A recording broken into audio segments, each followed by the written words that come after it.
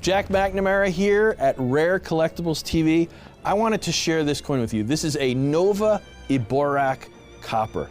This is a wonder coin. It's mint state 64+.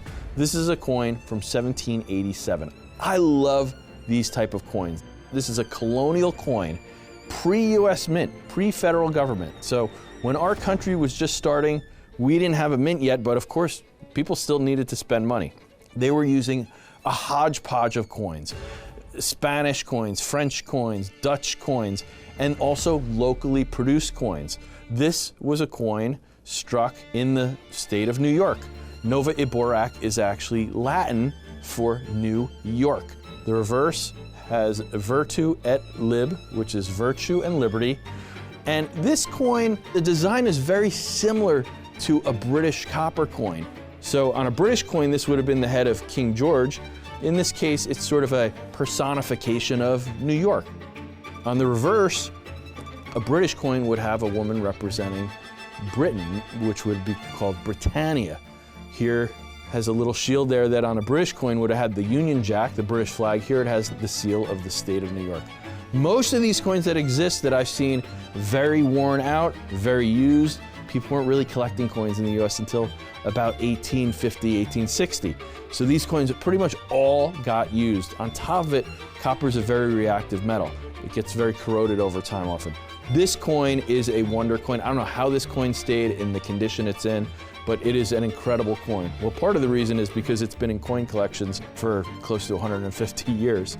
This coin was in the collection originally, and you see some pedigree information.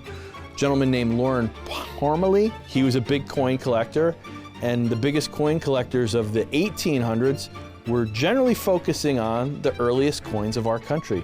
So he would have had a big interest in a coin like this, a very high-grade colonial issue coin.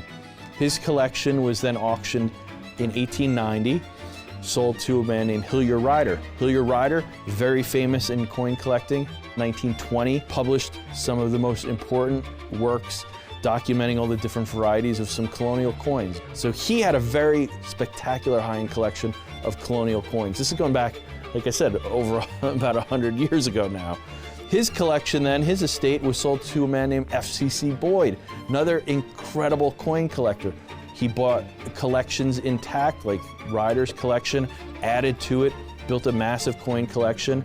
His estate eventually was sold to a coin dealer named John Ford.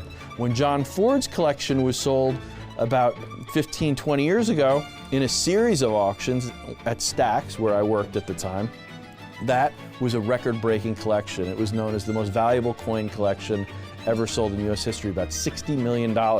That collection, even though it had all these huge, rare, incredibly important historic coins, didn't have any US Mint legal tender coins. It had all these colonial type coins before there was a mint, and the US Mint products they did have were things like medals and awards and decorations and things that would have been given to commemorate important events, given to dignitaries, VIPs. This coin came through some of the most important collections of US numismatic Americana, bar none. Colonial coins, early US coins, because this is a wonder coin. This is a coin from 1787 that looks like it was just made. It is mint state 64+. There are two coins that grade higher than this. There's 165 and 166. This is a 64+, and it is a stunner. This coin is spectacular. I collect colonial coins myself.